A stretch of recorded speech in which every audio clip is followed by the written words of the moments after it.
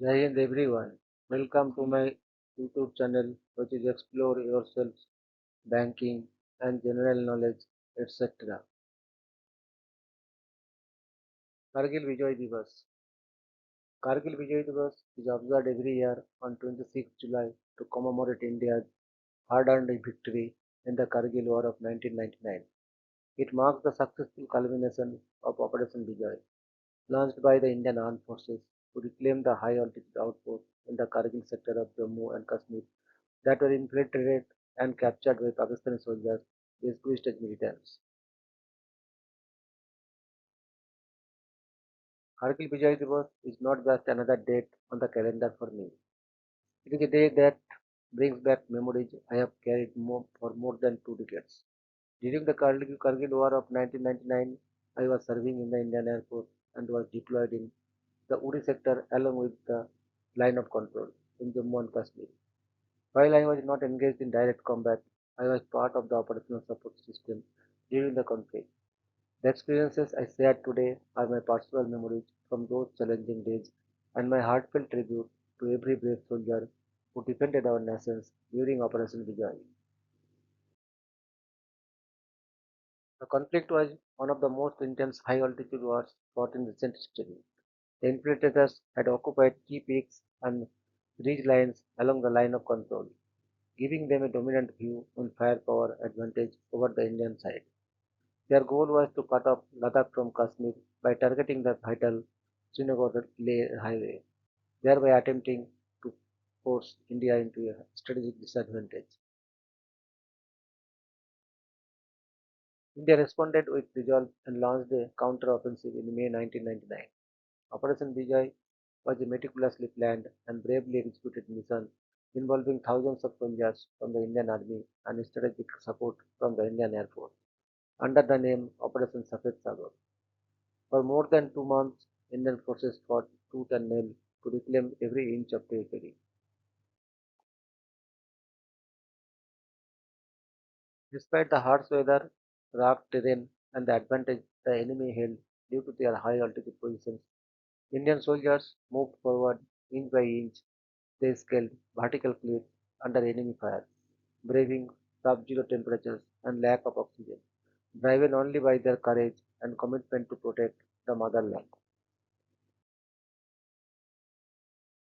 The war lasted for more than 60 days and finally came to an end on 26 July 1999, with India successfully regaining control of most of the previously held positions. This day is remembered not only as a day of victory but also as a solemn reminder of the lives lost and the bravery displayed. As a proud sergeant in the Indian Air Force, I was deployed in the URI sector along the line of control during the Kargil War in June and July 1999. For nearly 40 days, I performed operational duties from a communication banker, maintaining vital communication with the Air Force station at Srinagar and supporting operational coordination. Although I was not on the front line, every message transmitted and every instruction received carried immense importance in a war where timely communication could save lives. Our base communication post was established inside a bunker and our movement was limited to within or just outside the bunker. My main responsibility was to maintain real-time communication with our base unit in Srinagar Airport Station, relaying important updates and coordinating with forward units. In war, communication is everything. Even inside the relative safety of our bunker, we lived under constant tension. We could hear distant shelling, the echo of gunfire, bouncing of the mountains, and sometimes even feel the tremor of nearby blasts. Every incoming message could contain life and death information. We had to remain mentally alert at all times. The cold weather in Uri was beating even in the summer months of June and July. Nights were freezing, and mornings came with heavy fog and uncertainty. We would wrap ourselves in multiple layers, where the chill would seep in. There was no concept of luxury or focus of survival and service. Our Indian Army personnel were the real heroes.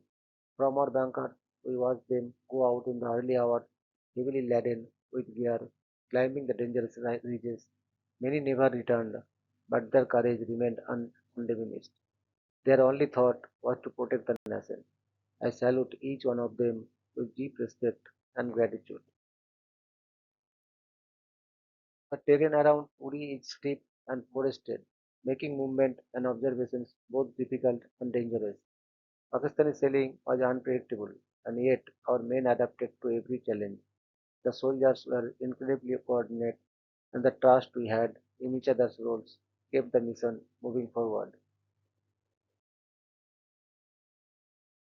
There were moments of quiet too, sometimes hauntingly so. At night, we would hear the faint whir of helicopters or see pressure rounds lighting up the sky.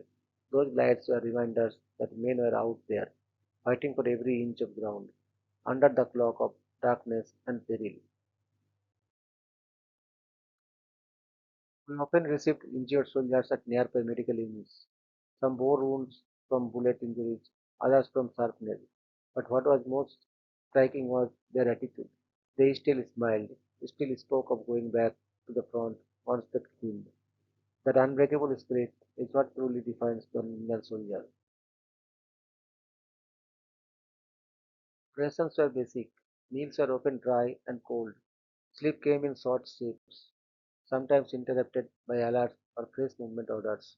Yet no one complained.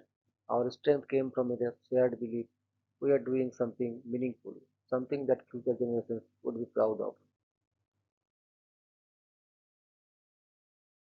I remember one morning vividly.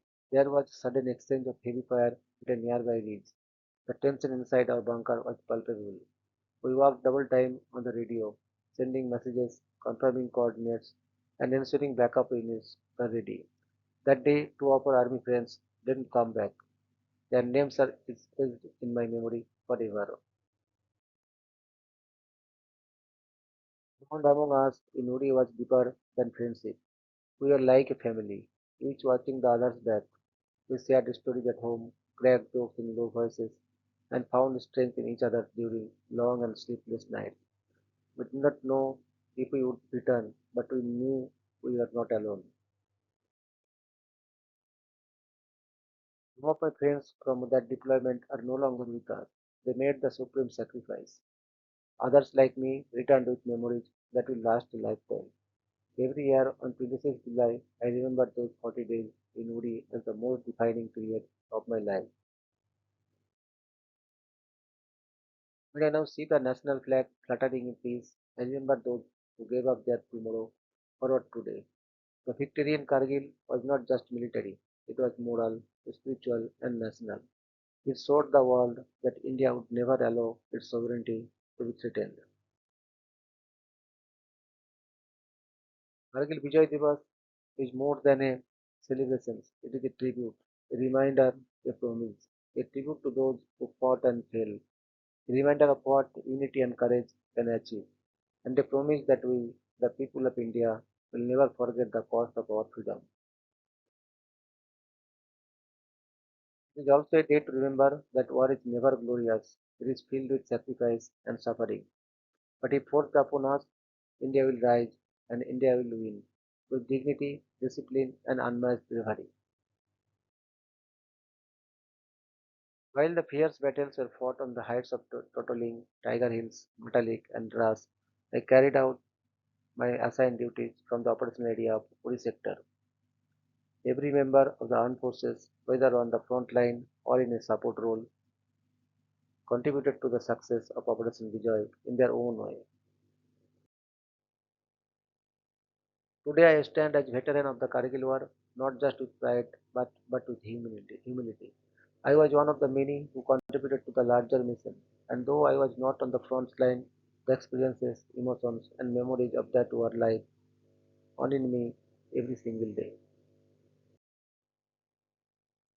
On this Kargil Vijay Diwas, I bow my head to every martyr, every brave heart, and every patriot who stood up for the nation. May their memories inspire generations to come. May their stories be told again and again. Even after all these years, the memories of those days remain vivid in my mind. Kargil Vijay Diwas reminds me not only of India's victory but also of the courage, dedication, and supreme sacrifices of our armed forces. I feel honored to have served my country during one of the most significant periods in India's military history. May we always remember our martyrs, respect our veterans, and never forget that the peace we enjoy today has been earned through their selfless service. Jai Hind, Bande Mataram. Salute to our armed forces, Army, Navy, and Air Force. Disclaimer: this presentation is based on my personal experiences while serving in the Indian Air Force in the URI sector during the Kargil War period, along with publicly available historical information about Operation Vijay. It is intended as a tribute to the courage, sacrifice, and professionalism of the Indian Armed Forces. Operational details have been appropriately limited in keeping with security and confidentiality considerations. Thank you very much for your patience.